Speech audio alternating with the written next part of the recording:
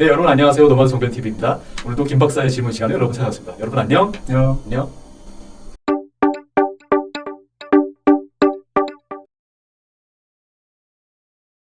네, 여러분 오늘도 김 박사님이 재밌는 질문 가지고 오셨습니다. 오늘 통신 비밀 관련해서. 네, 통신 비밀 보호법에 관련해서. 제가 이제 저기 준비하신 사례를 이렇게 봤는데, 저도 이제 조심해야겠다. 이런 생각이 드는 사례도 있더라고요. 네. 이렇게 이게 문제가 될 수 있구나. 상당히 이게 예민하고 어려운 문제라는 걸 지금 새삼 깨달았거든요. 저도 공부가 많이 됐어요. 공부가 저도 많이 되고 있습니다. 네. 오늘 시작하기 전에 저희 생각을 한번 먼저 말씀드리고 한번 시작할까요? 네, 준비하신 분 입장에서 말씀해 주십시오. 네. 왕의 DNA를 가진 아이는 어떤 아이를 말하는 것일까? 교사의 휴대전화로 근무 시간은 물론 밤낮을 가리지 않고 연락을 취하는 학부모의 생각은 어떤 생각일까? 20, 30대 젊은 교사들이 극단적인 선택을 하는 안타까운 사건이 연일 보도되고 있어요. 무분별한 그 학부모의 그 행동도 문제겠지만, 저는 그 국가의 초저출산 위기가 내 아이만 소중하다는 생각을 갖고 선생님의 교사의 말 따위는 중요하지 않다고 하는 그런 생각이 이런 일을 만들게 한 것은 아닌지 하는 생각을 해봤습니다. 무거운데요. 네. 자, 바로 이제 시작하겠습니다. 시작하시죠. 첫 번째 사례를 먼저 소개를 해드릴게요. 요즘 뭐 맞벌이 부부들 많이 있죠. 아이를 키우기 너무 힘드니까 가정에 이제 아이 돌보미를 이제 입주 돌보미라고 하죠. 네. 맡겨놓고 이제 회사 출근을 했는데 네. 뭐 맞는 건 아닌지 학대당하는 건 아닌지 의심이 들어서 네. 집에다 이제 녹음기를 설치하고 출근했는데 택배에서 이제 들어보니까 네. 아이가 이제 엄청나게 울고 있고 또 이 아이 돌보미가 뭐 큰 소리로 욕설을 하고 뭐 미쳤네, 정신이 나갔네, 뭐 등등 아주 입에 담기 힘든 욕설을 하고 그런 녹음이 됐어요. 뭐 어떤 막대기로 탁탁 치는 듯한 그런 소리가 들어서 이건 분명히 정서적 학대는 물론 육체적 학대도 일어나는 것이다라고 해서 이제 경찰에 신고를 한 사안이에요. 네. 그리고 이제 재판까지 이제 열렸는데 어떻게 전개가 됐을까요? 지금 얘기하신 거에 따르면 이제 녹음하는 건 안 알렸네요, 당연히. 그렇죠. 안 알리고. 원래 이제 녹음. 그 아기는 한 살도 안 됐나 봐요. 10개월 정도 됐다고 하더라고요. 10개월 정도. 그럼 말을 할 수준이 아니니까. 그러면 지금 이 가사돔이라고 하나? 육아 아이돌봄이가 하고 그 아이하고 있었던 그런 소음이라든지 아이 돌봄이 한 말 그런 거 이제 녹음이 돼 있을 텐데 이게 통신비밀보호법에서는 어떻게 규정하고 있냐면 공개되지 아니한 타인 간의 대화를 이제 허락 없이 녹음한 행위를 처벌하고 있거든요. 여기서 핵심은 이제 공개되지 아니한 그리고 타인 간의 대화. 그러니까 내가 그 대화의 당사자가 돼 있으면 타인 간의 대화는 아닌 거죠. 내가 이제 직접 들어가서 대화를 하면 괜찮은 거죠. 그렇죠. 그럼 타인 간의 대화가 아니라 내가 당사자가 되는 거니까 그건 문제가 안 되는데 지금 아이돌mom이하고 우리 아이 10개월밖에 안 되는 우리 아이 이게 지금 공개되지 아니한 타인 간의 대화를 녹음한 것이냐 이게 관련된 쟁점이 있겠네요. 근데 이제 지금 아이가 울음소리 내고 탁탁 소리 나는 이 부분은 이게 대화라고 할 수는 없는 거죠. 대화는 컨버세이션이라는 거는 주고받는 어떤 말, 언어의 교류인데 탁탁 나는 건 이게 소리고 음향이고 그리고 아이가 우는 것 또한 이게 물론 의사 표현일 수 있지만은 그건 대화라고 우리가 할 수는 없는 거죠. 그러면 그 문제는 이제 남은 건 딱 하나죠. 아이 돌보미가 아이한테 이제 욕설을 하고 소리 지르고 이런 거. 그 부분이 이제 이 통신비밀보호법 요거 녹음한 게 통비법 위반이 되냐 이게 쟁점이 되거든요.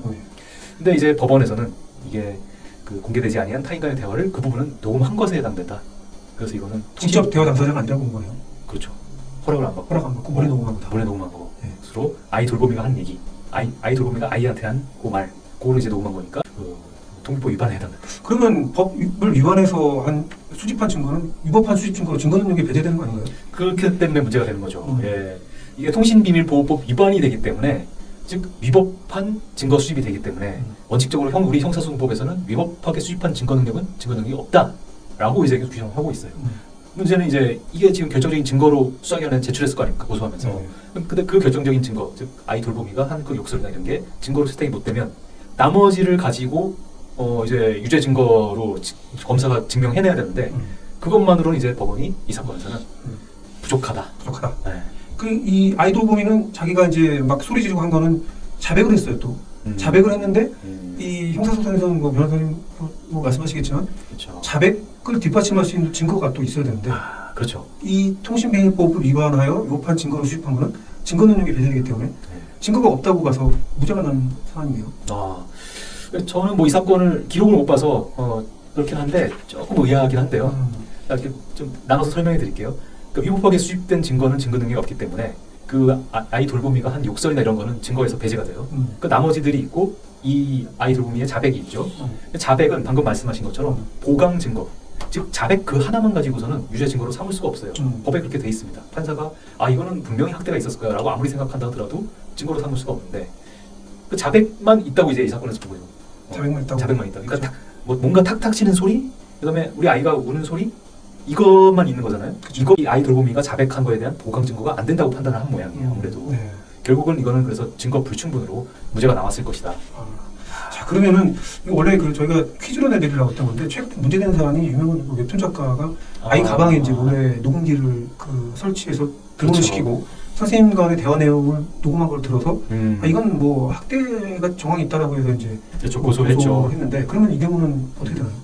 그 경우도 지금 아이가 약간 그 아프잖아요. 그죠? 자폐나 이런 좀 아프다고 알고 있는데 그러면 아이가 그 녹음하는 거에 대해서 얼마나 그걸 인지하고 동의하고 자기가 스스로 이거를 했느냐 그런 건 아닐 것 같고요. 그렇죠. 부모가 걱정이 돼서 아이한테 뭐 제대로 이제 인지시키지 않고 그냥 가방에 넣었을 것 같고 그런데 그렇다면 그런 아이와 그 선생님 간의 대화 이거는 공개되지 아니한 타인 간의 대화가 되는 거죠. 법상 구성 요건에 해당이 되는 겁니다. 그 녹음기 설치한 부모가 현장에 없었다는 거죠. 없죠. 그렇죠. 그러면 그럼 이게 지금 통신비밀보호법 위반의 소지가 있다고 보여져요.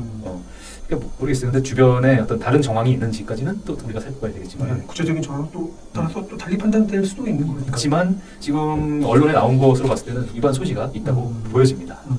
자, 다음 사진 한번 좀 볼게요. 네. 피고인이 사무실에서 갑과 을이 함께한 자리에서 소형 녹음기를 이용해서 그 이제 대화 녹음을 이제 했어요. 피고인이 이제 있고 네. 사무실 내에 같이 있는 갑과 을의 대화 내용을 녹음한 경우 이거는 바로 답이 나올 것 같은데. 갑과 을이 네. 같이 있고 셋이 같이 있는 거죠. 그러면 어떻습니까? 이건 내가 대화의 당사자가 된 겁니까? 안 된 겁니까? 직접 대화 당사자가 되겠죠. 됐죠. 현장에 있으니까. 네. 법에서는 타인 간의 대화, 공개되지 아니한 타인 간의 대화를 녹음하는 것을 처벌하고 있기 때문에 이 경우는 통비법에서 얘기하는 그 타인 간의 대화에 해당이 안 되고 따라서 이 법으로 처벌이 되지 않습니다. 이 연관해서 하나 더 추가 말씀드리자면은 전화 우리 녹음하잖아요. 아 예. 저희가 전화를 많이 그래서 하죠. 제가 변호사님하고 통화 이렇게 하는데 네. 변호사님하고 대화하고 녹음했어요. 네. 그러면 이거는 당연히 아니겠죠. 통일법 위반이 아니겠죠. 그렇죠. 대화자 간의 녹음 아니에요. 대화자 간의 녹음. 그렇죠. 자, 그다음 바로 연이어서 설명해드릴 사례는 네. 이게 좀 특이한 사례예요. 전화 통화를 하는데 네. 예를 들어서 제가 변호사님하고 전화 통화를 해요. 통화하고 있어요. 저하고. 근데 전화를 이렇게 바로 귀에 대고 한 게 아니라 스피커폰으로 전화를 통화를 했어요. 네. 그 옆에 있는 저희 친구 홍길동한테 홍길동. 예, 홍길동아 전화 내가 이거 정 변호사님하고 통화하는데 내가 너 우리 둘 사이 녹음하는 거 허락할게. 녹음해. 네가 녹음해. 네, 네가 녹음해라고 한 거예요. 근데 이거는 뭐 저 휴대전화가 아니라 제가 보기에는 아마 그냥 일반 전화에 녹음 기능이 없는 전화로 아마 했던 모양인 것 녹음 같아요. 기능이 없어가지고. 네, 그래서 야너 정 변호사님하고 비밀 전화를 할 건데 네가 녹음해. 허락할게. 그러니까 괜찮아? 내가 허락하니까 괜찮아. 녹음했어요. 이런 경우 어떻게 될까요? 근데 지금 이게 저도 이거 공부했다는 게 이 사례예요 사실은. 사실 내가 대화 당사자로서 녹음하면 문제가 안 되는데 네? 통비법에서 문제 안 되죠. 다른 뭐 음성권이라든지 이런 문제는 또 될 수 있지만 통비법에 문제 안 되는데 길동이한테 지금 녹음시켰잖아요. 그렇죠. 길동이는 그러면 이 공개되지 아니한 나하고 김 박사님과의 대화를 제3자로서 내가 물론 허락하긴 했지만 그래도 녹음한 길동이는 제3자에 해당된단 말이에요. 네. 대화자가 아니죠. 대화자가 아니라고 봤네요. 그렇죠. 그러면 이게 지금 이제 처벌이 됐더라고요. 네. 예. 이게 지금 통비법 3조 1항에 위반된다. 네. 이렇게 해가지고 네. 이렇게 이제 위반이 된다. 이거 조심해야겠다는 생각이 네. 저도 들었습니다. 덕분에 이런 사례도 조금 공부했습니다. 그리고 이제 뭐 다음 사례는 좀 관심이 많은 사건인데 보통 이제 간통 사건은 이미 폐지가 됐고 간통 이제 형법에서 이제 상간자의 외도 사실을 이제 입증하기 위해서 이제 그 외도 상대방의 이제 전화 통화를 녹음하는 경우도 있고 많죠. 네. 자기 배우자의 차 안에 녹음기 설치한다든지 블랙박스 음성 기능을 이제 활성화시킨다든지 하잖아요. 네. 그러면은 이 부인이 그 외도 당사자로 의심가는 네. 사람과 통화했을 때는 이건 뭐 앞서 설명드렸다시피 대화 당사자니까 통비법 문제는 안 될 거예요. 그건 안 되죠. 근데 이제 몰래 차 안에 녹음기를 설치하고 차 안에 녹음 네. 많이 설치하십니다. 예, 아까도 얘기했지만 블랙박스 음성 이제 녹음 기능 활성화시키고 네. 녹음기 설치는 직접 안 했다 하더라도 그걸 이제 오프되어 있는 걸 오늘로 탁 키는 순간 그렇죠. 이 경우는 또 어떻게 될까요? 그럼 이제 그런 게 공개되지 아니한 장소죠. 차 안에. 네, 참. 네. 타인 간의 대화죠. 내 남편과 이제 상간녀 또는 내 와이프하고 그 상간남. 이거 통비법 위반이 엄연히 되는 겁니다. 네, 이건 법에 의해서 처벌을 받게 되겠습니다. 참 이게 증거 수집을 해야 되긴 해야 되겠는데 네. 참 어렵네요. 근데 그렇다고 하더라도 민사 사건에서 증거는 인정이 또 별개의 문제예요. 되겠죠. 예. 그러니까 이제 형사에서는 이제 이게 뭐지? 법관으로 하여금 합리적 의심이 없는 수준까지 증명을 시켜줘야 되고, 그다음에 이제 국가 기관이 형벌을 내리는 거잖아요. 그래서 되게 엄격하게 이제 증거 능력을 따지는데 민사에서는 그게 아니라 국가가 형사 처벌을 하는 게 아니라 이제 당사자 간의 싸움 문제예요. 네. 그러니까 원래 옛날에는 교추도 하고 그랬잖아요. 네. 막 결투에서 죽고 죽이고 막 이랬는데 그러면 이제 너무 야만적이니까 이제 소송으로 사법제도로 하게 되는 건데 근본적으로는 그냥 당사자 간의 싸움이에요. 둘이 그냥 싸우는 거죠. 그쵸. 사인 간에. 그렇기 때문에 증거 능력을 그렇게 형사 처벌할 때 그것보다 훨씬 또 완화해서 봐줘요. 이렇게 엄격하게 보지 않는 거죠. 네. 그래서 방금 말씀하신 그 차안 녹음 이게 한 거 있잖아요. 그런 것도 이게 물론 통비법 위반이긴 하지만 법원에서 그런 이익 형량 또는 실체 진실 발견 민사 사건에서 어떤 그 불이익을 입은 사람의 어떤 손해 보전 이런 걸 종합해가지고 증거 능력을 인정하는 경우가 꽤 많이 있습니다. 특히 가사 사건도 그렇고. 그렇죠. 네. 민사 사건에서 이 증거를 녹취록을 내니까 이걸 오히려 역으로 통비법으로 고소한 경우 상당히 많죠. 네, 맞습니다. 네. 네. 아니 뭐 그래서 뭐 자기 차를 타고 불륜행위 하지 마시고 렌트카를 타고 하시는지 예, 농담입니다. 네. 네. 그러면은 오늘 뭐 대충 저희가 정리한 거는 빠르게 이제 말씀드렸는데 퀴즈 하나 좀 내드리려고 네, 하는데 맞습니다. 퀴즈요. 네. 제가 이 사건 관련 통비법 관련해서 준비를 하면서 의아한 점을 하나 발견했어요. 수술실에 이제 환자가 수면 상태나 마취 상태 녹음기를 갖고 이제 들어간 경우에요. 아하. 환자로서 이 의사들이 자기 몸을 품평하거나 성추행하거나 이런 거가 이제 걱정이 돼서 갖고 들어간 경우 많이 언론에 나와서 보셨을 거예요. 그렇죠. 그렇다면은 이 환자는 직접 그 대화 당사자로 있는 것 같은 외형을 갖추고 있는데, 네. 그렇죠? 그 공간이 있죠. 그러네요. 근데 수면 상태 때 내지는 마취 상태면은 사실상 의식이 없다고 직접 대화 당사자가 되나? 이런 생각이 들더라고요. 이걸 퀴즈로 한번 내봤는데 우리 노마드 친구 여러분들은 어떻게 생각하시나요? 야, 이거 맞 통비법 위반이 될까요? 이거 맞춘 분한테 진짜 상이라도 드려야 될 것 같은데. 네, 그렇죠. 근데 어떻게 오늘 뭐 방송에서 답을 말씀드려야 되니까 네. 다음번에는 이런 퀴즈를 내면서 수정 한번 해볼까요? 상담이나 아니면 네. 뭐 이렇게 무효법률 상담이라도 반영해 드릴까요? 네, 그래야 될 것 같아요. 아, 이게 지금 내가 수면 마취돼 있는 게 예정돼 있고, 네. 그러면은 이제 의사들끼리 또는 의사 간호조무사나 간호사가 대화하는 거 있어서 나는 당사자는 아니죠. 그렇죠. 그렇죠. 대화 당사자는 아니에요. 그리고 이 수술실이라는 것도 공개된 장소라고 할 수는 없는 거란 말입니다. 그렇죠. 그래서 저는 이게 상당히 애매한 부분이 있는 것 같긴 한데 그래도 이 법의 구성 요건에 해당된다. 즉 이 통신비밀보호 위반이 되긴 될 것 같다. 다만 법의 취지상 네. 법의 구성 요건에 해당하면 위법인 거죠. 그렇죠. 해당이 되면 위법은 되는데 여기에서 다만 두 가지 포인트가 있을 것 같아요. 이게 내가 정말 우려가 돼가지고 녹음을 한 것이고 실제로 그런 대화가 오가거나 나를 이제 능멸했다. 녹음한 그 행위가 위법성이 조각될 수 있을 것 같아요. 즉 위법하지 않게 정당 행위라든지 이런 걸로 될 수가 있을 것 같아요. 그럼 통법 위반으로 이루하기는 좀 어렵다. 그러면 이제 무죄가 되는 거죠. 무죄가 되는 거죠. 구성 요건에 해당이 되지만 정당 행위로서 위법성이 조각돼가지고 무죄가 되거나 또는 이제 설사 유죄가 된다 하더라도 상당히 양형의 반영이 돼가지고 라는 이제 생각이 듭니다. 의도라는 걸 굉장히 법은 중요하게 생각을 하거든요. 네, 그렇죠. 어떤 그 법률 전문가는 또 이런 얘기를 하더라고요. 사유상규상 네. 허용되는 범위 안에서는 허용되어야 되지 않겠냐라는 의견을 또 제시하고 있고 이 부분은 아직 정리가 안 돼서 좀 이게 지금 의견만 있고 판례나 이런 사례는 아직 없는 것으로 좀 파악이 되고 있어요. 없는 것으로 잘 알고 있습니다. 발견되지 않고 있죠.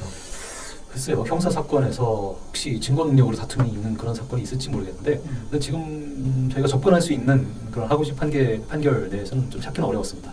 네. 오늘 어떻게 사례 재미있고 또 유익한 사례라고 생각이 되죠. 예, 박사님 너무 재밌고요. 이제 유익하다는 말을 우리 좀 뺄까요? 그러니까 왜 우리 너무 건전하다고 얘기는 많이 들어서. 네. 근데 오늘 사례 놓고 보면 너무 재밌지 않습니까, 여러분? 네. 너무 재밌었습니다, 정말 네, 저는. 감사합니다. 이거- 저는 오늘 사례 준비하면서요. 네. 그 아이를 가진 그 학부모님들이나 그 학부모로서 교사들에게 그 대할 어떤 도덕적이고 네. 윤리적인 그런 행동들도 서로 존중되면서 그렇게 좋은 방향으로 가야 되지 않을까. 너무나 그 안 좋은 사건 사고들이 있어서 마음이 맞아요. 좀 안타깝더라고요. 맞아요. 우리가 서로 불신 사회, 그다음에 각박함 이렇게 돼가지고 또 한계 사회에 다다르지 않냐 그런 생각도 많이 들어요. 흉기, 난동, 칼부림에다가 또 믿지 못해서 녹음까지 일상적으로 하고 이게 정말 신뢰 사회에서 정말 이제 그 불신 사회로 간 양상을 지켜보는 것 같아서 마음이 아픕니다. 잘 조정을 해주는 역할을 중간중간에 해줘야 될 것 같아요. 교장이라든지 아니면 이런 일선에 뭐 군대로 따지면 장교에 해당하는 그렇죠. 그분들이 이제 역할을 잘 못하고 있지 않냐 이런 여러 가지 생각이 많이 듭니다. 네. 다음 시간 또 네. 좋은 주제로 뵙죠. 네, 좋은 주제로 뵙죠. 다음 시간에 우리 김 박사님이 재밌는 사례를 오늘 재밌었습니다. 가져오실 것 같아서 기대가 됩니다. 그때까지 우리 또 건강한 모습으로 찾아뵙겠습니다. 여러분 안녕. 안녕. 안녕.